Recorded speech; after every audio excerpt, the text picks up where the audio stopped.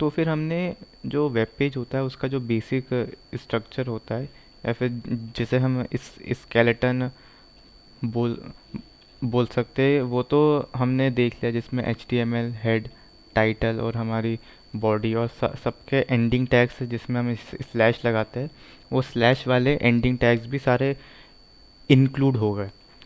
लेकिन हमें वो HTML में आगे उसकी स्टाइलिंग वगैरह सीखने से पहले हमें कुछ बेसिक बातों का ध्यान रखना होगा। जैसे कि अगर मैं इसमें लिखूँ फर्स्ट लाइन, अगर मैं इसमें फर्स्ट लाइन लिखी और एंटर दबा के सेकंड लाइन करी, जैसा कि हम नॉर्मली जाएंगे, तो इसको सेव करके अगर मैं ब्राउज़र में रिलोड करता हूँ, तो ये देखिए फर्स्ट लाइन और सेकंड लाइन ये दोनों एक ही लाइन में आ गए। मतलब यहाँ पे आप कितने बार भी एंटर दबा दो, वो चीज़ मैटर नहीं करती। HTML सिर्फ टैग के अंदर जो लिखा है वो उसी को एक्सेप्ट करेगा। तो फिर मतलब आप पूरा का पूरा HTML भी चाहे तो एक लाइन में भी लिख सकते हैं। अगर आप सही टैग्स लगा रहे हो तो आपका लेआउट बेसिकली सेम ही रहेगा। इसमें आप इस चीज़ के बारे में बिल्कुल भी मत सोचिए कि आपको कहाँ कितनी एंटर दबा के स्पेस देना है। जब तक आपने टैग्स आपने सही वाले इस्तेमाल किए हैं, इससे फ़र्क नहीं पड़ता कि आप कितने स्पेसेस दे रहे हैं, आप कितने बार एंटर दे रहे हैं। जैसे कि अगर मैं यहाँ पे इतने बार भी अगर मैं एंटर दबा दूँ, अगर मैं इन दोनों के बीच भी स्पेसिंग कर दूँ, तो देखिए इसको बिल्कुल भी अफेक्ट नहीं आता। ये बिल्कुल एग्जैक्टली ये सेम सेम टू सेम रहता है। तो मतलब यहाँ पे स्पेसिंग का बिल्कुल इसको कोई भी मतलब नहीं होता है। अपने अपने ब्राउज़र को वो सिर्फ टैग्स के अंदर जो लिखा हुआ है वो सिर्फ उन्हीं पर ध्यान देता है। अगर अब आप बोलेंगे कि अगर हमें एक्स्ट्रा लाइन चाहिए तो वो कैसे आएगी, तो जितने भी टैग्स होते हैं, जितने जब भी आप कोई नया टैग इंट्रोड्यूस करते हैं, तो वो चीज़ नेक्स्ट लाइन से ही आती है। तो इस चीज़ का अगर मैं एग्जांपल दूँ, इसको मैं रिमूव कर देता हूँ। अगर मैंने, जैसे कि हमने आपको पहले H1 बताया था, तो H1 मैंने यहाँ पे पहले ही H1 और H1 लिख के ख़त्म कर दिया।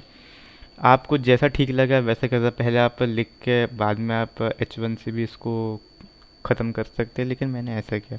अगर मैं यहाँ लिखूँ मेरी फर्स्ट लाइन, उसके बाद अगर मैं फिर से H1 एक और टैग लगा दूँ, लिख दूँ मेरी सेकंड लाइन, तो देखिए फिर ये दो अलग अलग लाइन में आया, क्योंकि मैंने यहाँ पे H1 दो अलग अलग टैग लगाए। अगर अगर और मैं आपका क्लियर करने के लिए अपने पॉइंट का प्रूफ ऑफ कंसेप्ट देने के लिए भी अगर हम देखें, तो मैंने इन दोनों को सेम लाइन में लिख दिया है। देखिए यहाँ पे वो सेम लाइन में टैग बीच में आ गया है दोनों का, दोनों अलग अलग टैग के अंदर रैप्ड है। अगर मैं इसको अभी भी रिलोड करता हूँ, तो देखिए है वो अलग अलग, अभी भी वो अलग अलग लाइन में ही आ रहा है वो। तो फिर जब वो अलग अलग लाइन में आ रहा है, क्योंकि ये हमारे H1 टैग के अंदर है। और ये एच ज़रूरी नहीं है कि वो H1 हो, अगर मैं H3 हेडिंग भी ले लेता हूँ। एच H3 हेडिंग जो आपको याद होगा, वो थोड़ी छोटी वाली हेडिंग जो होती है। तो ये देखिए सेकेंड लाइन, फर्स्ट लाइन के बाद सेकेंड लाइन, ये थोड़ी सी छोटी वाली हेडिंग अब उसके नीचे की साइड आ चुकी है। तो ये कुछ कुछ चीज़ें हैं जो हमें ध्यान में रखना होता है, कि आप इसको सिंपल एक डॉक्यूमेंट की तरह, एक सिंपल एक टेक्स्ट फाइल की तरह आप इसको लाइन से लिख नहीं सकते। आपको इसको प्रॉपरली हर चीज़ को टैग के अंदर इनक्लोज करके रखना होगा, और तभी आपका पेज प्रॉपरली वर्क करेगा।